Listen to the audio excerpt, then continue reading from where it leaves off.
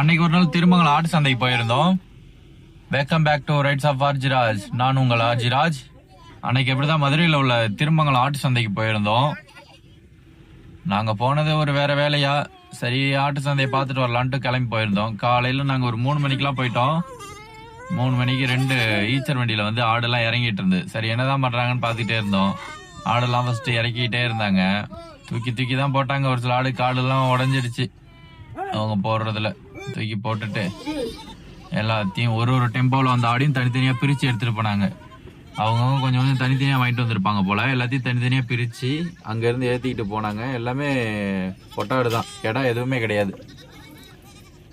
இப்போ பாருங்கள், இந்த ஆடெல்லாம் இப்போ எப்படி இருக்குன்னா, இப்போ வந்து பார்க்குறதுக்கு நல்லாவே இருக்காது. எல்லாம் எலும்பும் தோலுமாக இருக்கும். இது எல்லாத்தையும் இறக்கி விட்டுட்டு அவங்க எல்லாத்தையும் லைன் பண்ணி திரும்ப ஓட்டிகிட்டு போகிறாங்க வெளியில். சரி என்னடா இது, சந்தைக்கு ஓட்டிகிட்டு வந்த ஆடெல்லாம் வெளியில் ஓட்டிகிட்டு கிளம்புறாங்களேன்னு நானும் கொஞ்சம் நேரம் வேடிக்கை பார்த்தேன். அங்கே இருக்க ஒருத்தர்கிட்ட கேட்டேன். அவர் என்னையே சுற்றி பார்த்தாரு. ஏன் இவன் வீடியோ எடுக்கிறானா என்னான்னு தெரியல எனக்கு. பார்த்துட்டு எதுக்கு ஓட்டு போகிறீங்கன்னு கேட்டதுக்கு, வாக்கிங் கூட்டு போகிறேன் தம்பி, ஆடெல்லாம் வண்டியில் வந்ததில்ல, கால் வலிக்கும் அப்படின்னு சொன்னார்.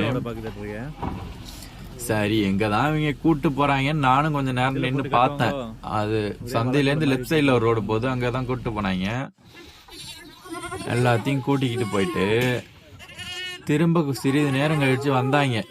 நான் சரி வேற எங்கேயோ விற்கிறதுக்கு ஓட்டு போகிறாங்க போல், இங்கே இறக்கி மொத்தம் ஆர்டர் போல் மதுரைக்கு ஃபுல்லாக மட்டன் சப்ளைக்குன்னு நினச்சிக்கிட்டேன் நான்.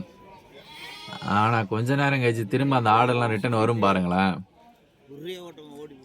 இது வந்து வேற ஆளுங்க எடுத்துகிட்டு வந்தாங்க. சந்தை கரெக்டாக இது வந்து எவ்ரி ஃப்ரைடே நடக்குது. ஃப்ரைடே 3 மணிலேருந்து ஆடெலாம் வர ஆரம்பிச்சிடுது. ஆனால் 7 மணி போல் தான் மற்ற ஆடெலாம் வரும் போல். நான் எதிர்பார்த்த மாதிரி எந்த ஆடும் இல்லை. இதான் ரிட்டன் உள்ளே வர ஆடு. எல்லாத்துக்கும் போய் தண்ணியை ஊற்றி நிரப்பி கூட்டிகிட்டு வந்து விற்கிறாங்க. இவங்க மட்டும்தான் இப்படி பண்ணுறாங்களா இல்லை டெய்லியும் இப்படி தான் நடக்குதான்னு தெரியல. ஃபுல்லாக தண்ணியை ஃபுல் பண்ணி ஆட்டுக்கு அதை ஒரு சீப்பு வச்சுக்கிட்டு சீவி நல்லா வழன்னு முழுன்னு ஆக்குறாங்க. ஆட்டை ஆக்கி அப்படியே நம்ம புதுசாக வரவங்களுக்கு அதை பார்த்தா தெரியாது. எல்லாம் செனாடை நினச்சிட்டு வாங்கிட்டு போயிடுவாங்க. தண்ணி ஊற்றுறாங்களா இல்லை மாவை கரைச்சி ஊற்றுறாங்களோ வாங்கிட்டு போகிறவனுக்கு தான் தெரியும். அது 4 நாளில் செத்துதுன்னா மாவெல்லாம் வயிற்றுல ஒட்டிக்கும். இது மாதிரி பேச்சா அவங்க போய்ட்டே கூப்பிட்டு வராங்க தண்ணியை ஃபுல் பண்ணி. அப்புறம் கொஞ்சம் இதாக பாருங்கள், இந்த ஆடு வயிறுலாம் எப்படி இருக்குது பாருங்கள். வெளியில் போகும்போது அது ஒன்றுமே இல்லை, அதில் எலும்பு தோலுமாக போச்சு. உள்ளே வரும்போது எல்லாம் குண்டு குண்டாக வருது, வயிறு ஃபில் பண்ணி. அப்புறம் ரொம்ப நேரம் சுற்றி பார்த்தோம். ஆடு ஒன்றும் தேரலை. அதனால எட்டயபுரத்தை நோக்கி கிளம்பியாச்சு. பாய் பாய். நெக்ஸ்ட் வீடியோ பாருங்கள். எட்டயபுரத்தில் ஆடு வாங்கின வீடியோ இருக்குது.